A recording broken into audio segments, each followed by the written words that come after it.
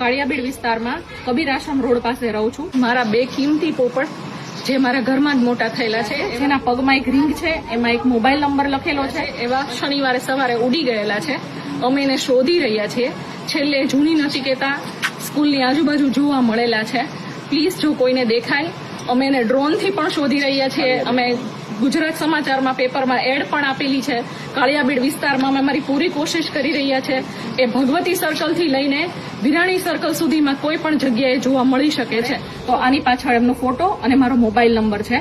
તો પ્લીઝ અમને હેલ્પ કરો અને મહેરબાની કરીને તમે આ નંબર પર અમને ઇન્ફોર્મ કરશો તો અમે આવીને લઈ જશું. હું કાળિયાબીડ વિસ્તારમાં કબીર આશ્રમ રોડ પાસે રહું છું. મારા 2 કિંમતી પોપટ જે મારા ઘરમાં જ મોટા થયેલા છે, જેના પગમાં એક રિંગ છે, એમાં એક મોબાઈલ નંબર લખેલો છે, એવા શનિવારે સવારે ઉડી ગયેલા છે. અમે એને શોધી રહ્યા છીએ.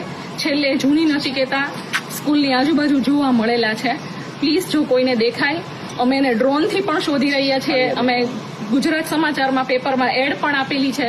કાળિયાબીડ વિસ્તારમાં અમે અમારી પૂરી કોશિશ કરી રહ્યા છે.